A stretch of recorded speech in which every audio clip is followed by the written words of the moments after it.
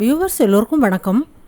இன்றைக்கி இந்த வீடியோவில் நாம் பார்க்க போகிறது, இந்த சேனலில் இதுக்கு முந்தின வீடியோவில் ஓல்டு சாரியில் வந்து நம்ம லாங் ஃப்ராக் வந்து நம்ம எப்படி கட் பண்ணலாம் அப்படின்ட்டு நெட்டு கிளாத்து அட்டாச் பண்ணி ஸ்லீவுக்கு பண்ணுற மாதிரி நம்ம பார்த்தோம்.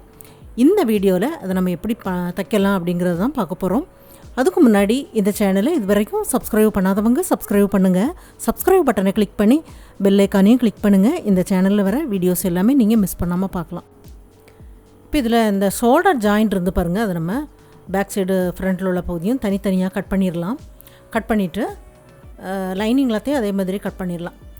அப்புறம் நெக்கு பகுதி வந்து நம்ம பேக் சைட்லேயும் ஃப்ரண்ட்லேயும் தனித்தனியாக நம்ம ஜாயிண்ட் ஆக்கிடலாம். இப்போ ஏதாவது ஒரு லைனிங் கிளாத்தும் ஒரு மெயின் கிளாத்தும் எடுங்க. ஏன்னா நெக்கு பகுதி எல்லாமே நம்ம ஒன்று போல் தான் கட் பண்ணியிருக்கோம். மெல்லிசான கிளாத் அப்படிங்கும்போது மெல்ல அப்படியே தூக்கி அதுக்கு மேலே வச்சு தைங்க. அடியில் நம்ம லைனிங் கிளாத் வச்சுட்டு தைக்கும்போது விலகி வராமல் தைக்கிறதுக்கு கொஞ்சம் ஈஸியாக இருக்கும். மேலே மெயின் கிளாத்தும் அடிப்பக்கம் லைனிங் கிளாத் வச்சு தைங்க. தைச்சிட்டு நெக்கு பகுதியில் கிராஸில் கட் பண்ணிவிட்டு அந்த சாரீ கிளாத்தை நம்ம திருப்பி அதில் ஒரு பதிகிற மாதிரி தையல் தைச்சிடலாம்.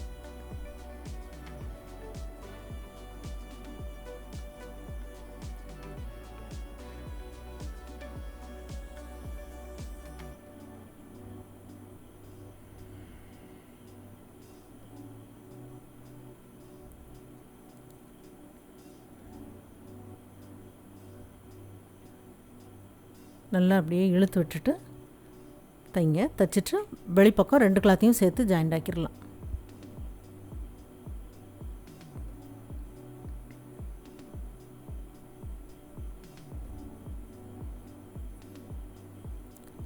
ஜாயிண்ட் ஆக்கிட்டு நம்ம திருப்பி பார்த்து மெயின் கிளாத்து எக்ஸ்ட்ரா இருக்கிறத நம்ம கட் பண்ணிடலாம். ஒரு இன்ச் அளவுக்கு உயரம் வந்து கொஞ்சம் அதிகமாக நம்ம கட் பண்ணியிருந்தோம். அந்த பிசுறு எல்லாமே கட் பண்ணிடுங்க. அடுத்ததாக இன்னொரு லைனிங் கிளாத்தும் மெயின் கிளாத்தும் சேர்த்து நெக்கு பகுதியில் ஜாயிண்ட் ஆக்குங்க.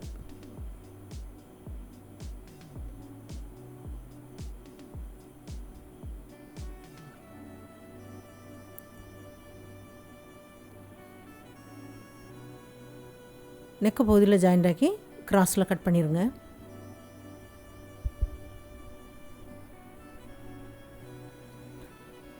கிராஸில் கட் பண்ணிவிட்டு இந்த மெயின் கிளாத்தை அப்படியே இந்த நெக்கு பகுதி பக்கமாக அப்படி மேலே எடுத்து விட்ருங்க. வச்சதுக்கப்புறம் நம்ம ஏற்கனவே தைச்சிருக்கோம் பாருங்கள், அதை அப்படியே மெயின் கிளாத்து மேலே தெரிகிற மாதிரி அதுக்கு மேலே வைங்க. லைனிங் கிளாத்துக்கு மேலே கரெக்டாக அந்த ஷோல்டர் பகுதி ரெண்டும் ஒன்றோட ஒன்று படுற மாதிரி, லைனிங் கிளாத்துக்கு மேலே லைனிங் கிளாத்து படணும் அந்த மாதிரி வைங்க. அந்த ஷோல்டர் பகுதியில் அந்த நெக்கு ஜாயிண்ட் இருக்குது பாருங்கள், கரெக்டாக இந்த பகுதியில் வரணும். அந்த மாதிரி வச்சுட்டு நம்ம அந்த பக்கமாக திருப்பி விட்ருக்கோம் பாருங்கள், அந்த சாரீ கிளாத்தை அப்படியே இதுக்கு மேலே அப்படியே அந்த ஷோல்டர் பகுதியை திருப்பி விட்ருங்க. திருப்பி விட்டுட்டு ஷோல்டர் பகுதியில் ஜாயிண்ட் ஆக்கும்போது ஷோல்டர் நல்லா கவர் ஆகி அந்த நூல் இலைகள்லாம் உள் பக்கமாக போயிடும். அதே மாதிரி இந்த சைட்லேயும் அந்த ஜாயிண்ட் பக்கத்தில் இந்த பீஸ் அப்படியே வைங்க. அதை எடுத்து அதுக்கு மேலே அப்படியே திருப்பி விடுங்க.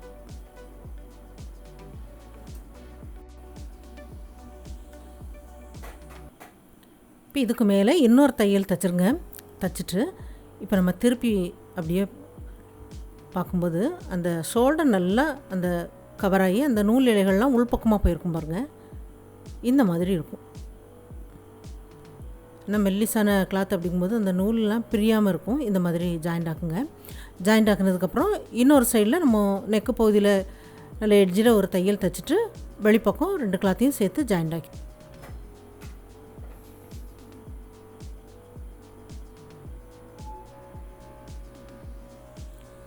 இந்த ஆம்கோல் பகுதியில் ஜாயிண்ட் ஆக்கிட்டு வெளிப்பக்கமும் ஜாயிண்ட் ஆக்கிடலாம்.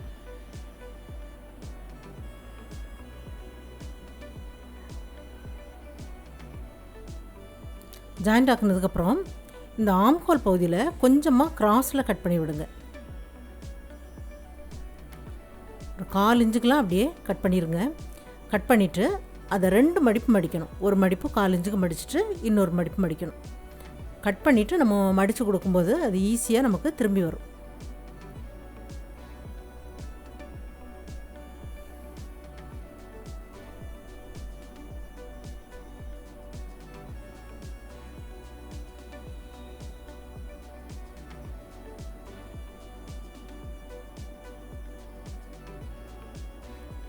இப்போ இதே மெத்தடில் இன்னொரு சைட்லேயும் நம்ம தைச்சிடலாம். 2 சைட்லையுமே தைச்சி முடித்தாச்சு. தைச்சதுக்கப்புறம் இது சாரியில் இருக்கிற டிசைனுக்கு பொருந்துகிற மாதிரி cross piece poly cotton cloth எடுத்துருக்கிறேன். 2ஆக மடித்து 1/4 இன்ச் அளவு தைச்சிட்டு தையலுக்கு வெளிப்பக்கம் அளவுகளை ஒன்று போல் கட் பண்ணிடுங்க. ஒன்று போல் கட் பண்ணதுக்கப்புறம் இந்த ஷோல்டர் பகுதியிலேருந்து தைக்க ஆரம்பிக்கலாம். ஷோல்டர் பகுதியில் கொஞ்சமாக அப்படி மடித்து விட்டுட்டு நெக்கு பகுதியில் இந்த மடிப்பு பக்கம் கரெக்டாக வரணும். நம்ம அப்படியே திருப்பி விடும்போது கரெக்டாக அந்த நெக்கோட எட்ஜில் இந்த மடிப்பு பக்கம் வர்ற மாதிரி ஏற்கனவே அதில் தையல் லைன் இருக்குது பாருங்கள், அந்த தையல் லைனில் அப்படியே ஜாயிண்ட் ஆக்கிட்டு வாங்க, சரியாக வரும். அதுக்கு மேலே கொண்டும் ஆரம்பித்த பகுதிக்கு மேலே அப்படியே முடிச்சாச்சு. இனி அப்படியே நம்ம திருப்பி தைக்கலாம். திருப்பி தைக்கும்போது அந்த ஆரம்பித்த பகுதி கொஞ்சம் மடிச்சிருக்கிறதுனால அந்த நூல் இலை வெளிப்பக்கம் தெரியாத அளவுக்கு ரெண்டும் ஜாயிண்ட் ஆகிருக்கும். இப்போ நெக்கு பகுதியில் அளவுகள் வந்து ஒன்று போல் வரும். இந்த மாதிரி நம்ம பைப்பிங் வச்சுட்டு திருப்பி தைக்கும்போது நெக்கு பகுதியில் உள்ள அளவு வந்து ஒன்று போல் வரும்.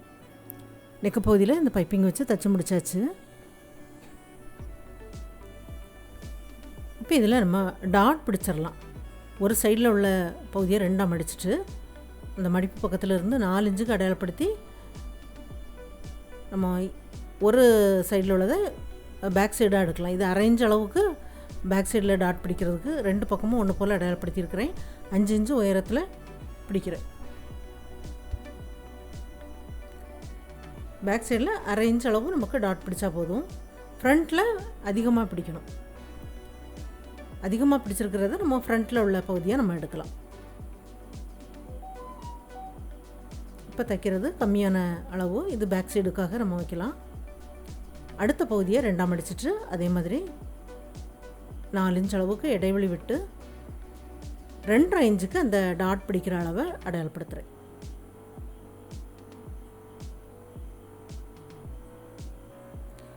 ஃப்ரண்ட்டில் நம்ம அந்த டாட்டோட உயரம் வந்து மேலே அந்த ஷோல்டர் பகுதியிலேருந்து 10 இன்ச்சுக்கு மேலே ஏறி வராத அளவுக்கு அந்த அளவை நீங்கள் அடையாளப்படுத்திடுங்க. மேலே இந்த ஷோல்டர் ஜாயிண்ட் இருக்குது பாருங்கள், அதிலிருந்து கீழே நம்ம 10 இன்ச்சுக்கு அடையாளப்படுத்திட்டு அது வரைக்கும் டாட் பிடிங்க, சரியாக வரும்.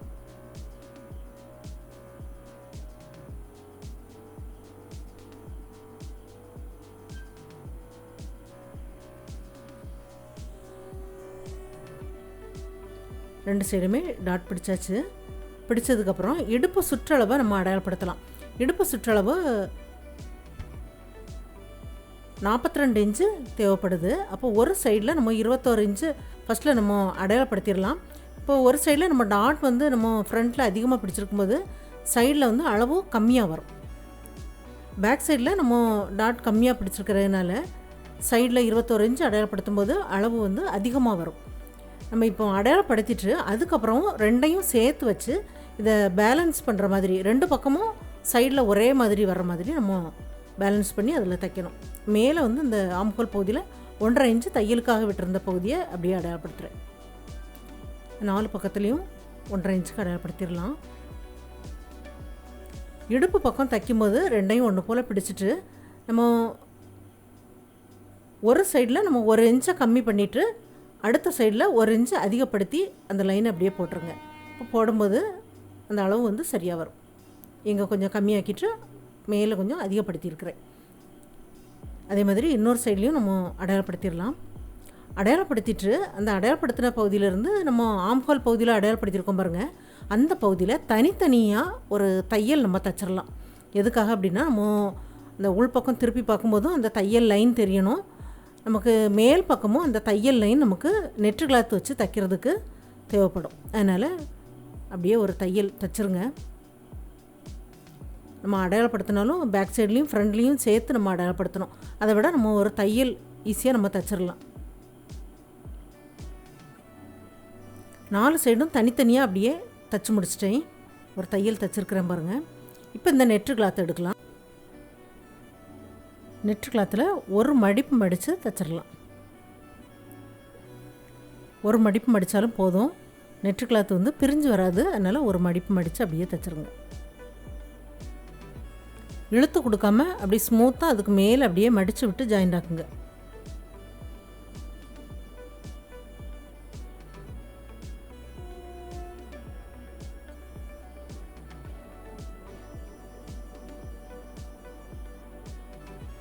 இந்த சைட்லேயும் அதே மாதிரி மடித்து தைச்சிடலாம். தைச்சதுக்கப்புறம் அதை அப்படியே நம்ம ரெண்டாக மடிச்சிருக்கிறேன். அந்த கார்னரை அப்படி ரெண்டாக மடிக்கலாம். மடிச்சுட்டு கரெக்டாக சென்டர் பகுதியில் அடையாளப்படுத்திடுங்க.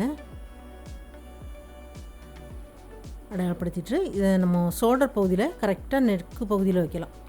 ஷோல்டர் ஜாயிண்ட் இருக்குது பாருங்கள், அந்த பகுதியில் நெக்கு பகுதியில் அப்படியே வச்சுருக்கிறேன். வச்சுட்டு ஒரு பின் பண்ணிடுங்க. பின் பண்ணிவிட்டு இது அப்படியே கொஞ்சம் வளைவாக இருக்குது பாருங்கள், அந்த வளைவாக இருக்கிறது நம்ம இதில் ஒரு தையல் தைச்சிருக்கோம் பாருங்கள், அந்த தையலுக்கும் ஒரு அரை இன்ச்சுக்கும் முன்னாடி அதை முடிக்கணும். அந்த மாதிரி அந்த பீஸ் அப்படியே வைங்க. இந்த தையல் வந்து என்ன இருக்குது பாருங்கள், இதுதான் அந்த தையல். அதுக்காக தான் அந்த தையல் வந்து தனித்தனியாக தைச்சி விட்டது. ரெண்டு சைடும் நமக்கு தையல் தெரியணும். அப்படியே வச்சுட்டு அதுக்கேற்ற மாதிரி நல்ல வளைவாக அந்த நெட்டு கிளாத்தை அப்படியே திருப்பி விட்டுட்டு 2-3 இடத்துல பின் பண்ணிடுங்க. அதோட ஷேப் அப்படியே இருக்கிற மாதிரி அப்படியே நீங்கள் திருப்பி விட்டுருங்க. மேலேருந்து அந்த நமக்கு எவ்வளோ பகுதியில் அந்த நெட்டு கிளாத் வந்திருக்கு அப்படிங்கிறத பார்த்துக்கோங்க. பார்த்துட்டு அதே அளவு இன்னொரு சைட்லேயும் கரெக்டாக வரணும். அப்போ தான் நம்ம ரெண்டையும் சேர்த்து ஜாயிண்ட் பண்ணும்போது ரெண்டும் ஒரே இடத்துல ஜாயிண்டாக வர மாதிரி இருக்கும். அது ஏற்கனவே வளைவாக தான் இருக்குது. அது அப்படியே அந்த பகுதியில் அப்படியே வச்சுருங்க. அரை இன்ச்சுக்கு முன்னாடியே இருக்கணும். இந்த தையல் லைனுக்கு அரை இன்ச்சுக்கு உள் பக்கமாக திருப்பி நம்ம மடித்து தைக்கும்போது நெட்டு கிளாத்தில் தையல் படக்கூடாது. அதனால் இப்போ நம்ம வச்சுட்டு இந்த எட்ஜில் அப்படியே ஒரு தையல் தைச்சிடலாம்.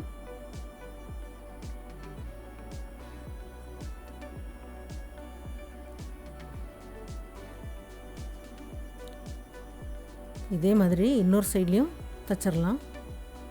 2 பக்கமே தைச்சி முடிச்சாச்சு.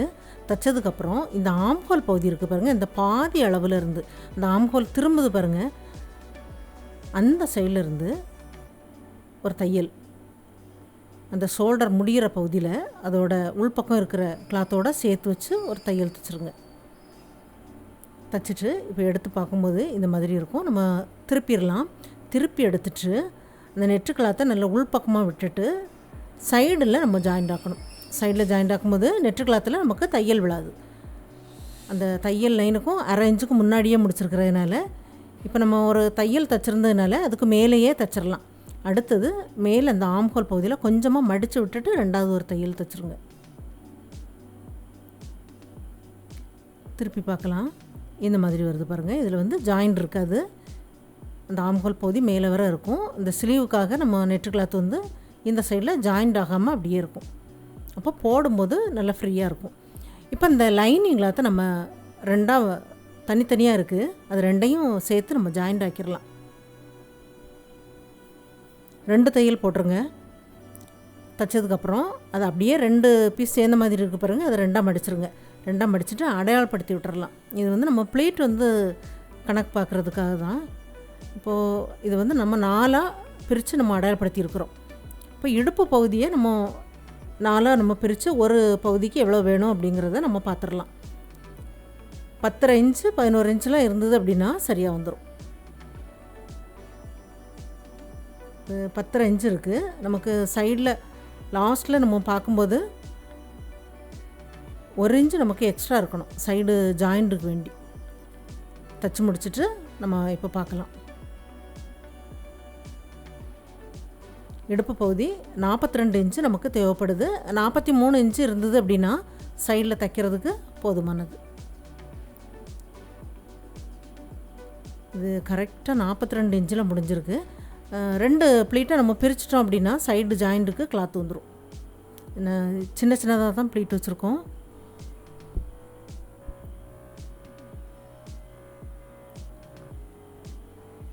பிரித்து விட்டுட்டு அதுக்கப்புறமா சைடில் ஜாயிண்ட் பண்ணிடுங்க.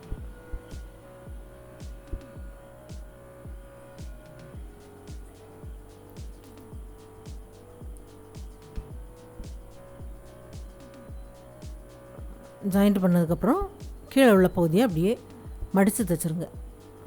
கொஞ்சமாக மடித்து தைச்சா போதும். 2 மடிப்பு மடித்து தைச்சிடலாம். 1/4 இன்ச் அளவுக்கு ஒரு மடிப்பு, இன்னொரு 1/4 இன்ச்சுக்கு இன்னொரு மடிப்பு மடித்து தைச்சதுக்கப்புறம் இந்த சாரீ கிளாத்தை 4ஆக மடிச்சிருக்கிறேன். அப்படி மேலே உள்ள பகுதியை 4ஆக மடிச்சிருக்கிறேன். இது அடையாளப்படுத்துறதுக்காக அப்படியே 4ஆக மடிச்சிருக்கிறேன். மடிச்சுட்டு இந்த சைடில் 2 ஓரம் இருக்குது, அதுக்கப்புறம் ஒரு மடிப்பு இருக்குது. அந்த பகுதியை அப்படியே கட் பண்ணிடலாம். இந்த சைடில் 4 சேர்ந்து மடிப்பு பகுதி இருக்குது, அதையும் அப்படி கட் பண்ணிடலாம். நம்ம கொஞ்சம் பெருசாகவே கட் பண்ணியிருக்கிறேன், ஏன்னா அடையாளம் தெரியணும்.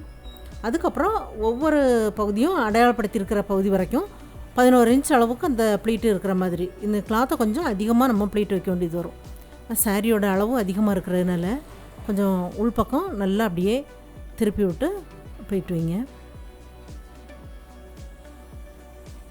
தச்சுட்டு பார்க்கும்போது அளவு கொஞ்சம் ஒரு 1/2 இன்ச்சு முன்ன பின்ன இருந்ததுன்னா அடுத்த பகுதியில் நம்ம ப்ளீட் வைக்கும்போது அதை பேலன்ஸ் பண்ணுற மாதிரி அந்த அளவை நம்ம கொண்டு வரணும்.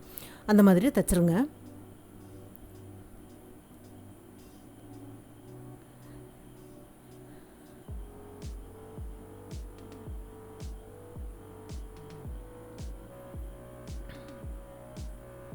எல்லாமே தச்சு முடிச்சிட்டு இப்போது ஒரு வாட்டி நம்ம பார்த்துடலாம் எவ்வளோ இருக்குன்னு. இது 1 இன்ச்சு அதிகமாக இருக்குது. இப்போ இந்த 1 இன்ச்சை நம்ம என்ன பண்ணலாம், 2 ப்ளீட் வச்சு விட்டுறலாம். இது சின்ன சின்னதாக தான் வச்சுருக்கோம், அதுக்கு மேலேயே அப்படின்னு 2 ப்ளீட் வச்சிட்டோம் அப்படின்னா சரியாக வந்துடும். தைச்சிட்டு அதுக்கப்புறம் நம்ம சைடு ஜாயிண்ட் பண்ணிடலாம். சைடு ஜாயிண்ட் பண்ணி நம்ம அடிப்பக்கத்துலேயும் மடித்து தைச்சிடலாம். சைடு ஜாயிண்ட் பண்ணியாச்சு. இப்போ இதில் நமக்கு மடித்து தைக்கிற அளவை கொஞ்சம் அதிகமாக அப்படியே மடித்து தைச்சிருக்கிறேன். இப்போ இந்த லைனிங் கிளாத் இருக்குது பாருங்கள், அந்த பீஸை வந்து நம்ம இதுக்கு உள்பக்கமாக அப்படியே விடலாம். உள்பக்கமாக விட்டு அந்த இடுப்பு பகுதியில் அப்படியே ஜாயிண்ட் ஆக்கிடுங்க.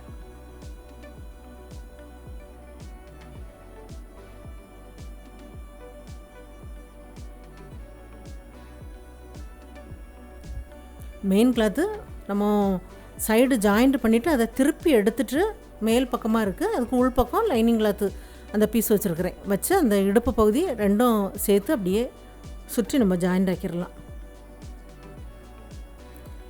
தச்சு முடிச்சாச்சு. தைச்சதுக்கப்புறம் நம்ம ஏற்கனவே மேலே உள்ள பீஸ் தைச்சிருக்கோம் பாருங்கள், அதில் இந்த திருப்பி எடுக்கலாம். திருப்பி எடுத்துட்டு இந்த கழுத்து பகுதிக்கு உள்பக்கமாக இந்த பீஸ் அப்படியே விடுங்க. திருப்பி எடுத்துகிட்டு லைனிங் கிளாத் மேலே தெரிகிற மாதிரி வச்சுருக்கிறேன். கழுத்து பகுதி பக்கமாக அந்த இடுப்பு பகுதிக்கு இந்த பீஸ் அப்படியே எடுத்துடலாம். எடுத்துகிட்டு எல்லா பீஸையும் சேர்த்து இடுப்பு பக்கத்தில் அப்படியே ஜாயிண்ட் ஆக்கிடுங்க. இப்போ இந்த ஜாயிண்டில் நம்ம 2 தையல் போட்டு முடிச்சுருங்க. தைக்கும்போது இந்த டாட் பிடிச்சிருக்கிறதுலாம் அளவு கொஞ்சம் அதிகமாக இருக்கும். சைடு ஜாயிண்டு வர்ற பகுதி எல்லாத்தையும் கொஞ்சமாக அப்படி மடித்து விட்டுட்டு ஜாயிண்ட் ஆக்குங்க. சும்மா அப்படியே தைச்சோம் அப்படின்னா அந்த பகுதி பிடிச்சி இழுக்கிற மாதிரி வரும். இந்த ஃப்ராக் வந்து ஃபினிஷ் பண்ணியாச்சு பாருங்கள், ரொம்ப நல்லாயிருக்கு. இப்போ இந்த ஓல்டு சாரீலையும் இந்த மாதிரி ஒரு லாங் ஃப்ராக் வந்து ஈஸியாக பண்ணுற மாதிரி அந்த நெட்டு கிளாத்தையும் வித்தியாசமாக அந்த ஸ்லீவ் வச்சு தைச்சிருக்கிறது ரொம்ப நல்லாயிருக்கு. அதுவும் 1/2 மீட்டர் நெட்டு கிளாத்தில் இந்த மாதிரி ஒரு ஸ்லீவ் பண்ணியிருக்கிறது ரொம்ப நல்லாயிருக்கு. இது வந்து பிகினர்ஸ்களும் ஈஸியாக நம்ம வந்து நம்ம வீட்டில் இருக்கிற சாரியை வச்சு இந்த மாதிரி நம்ம பண்ணலாம். அது எப்படி பண்ணலாம் அப்படின்ட்டு நம்ம பார்த்தோம். இது நீங்களும் ட்ரை பண்ணி பாருங்கள். இந்த வீடியோ பார்த்ததுக்கு நன்றி. மேலும் வீடியோஸ் பார்க்க இந்த சேனலை மறக்காமல் சப்ஸ்கிரைப் பண்ணுங்கள்.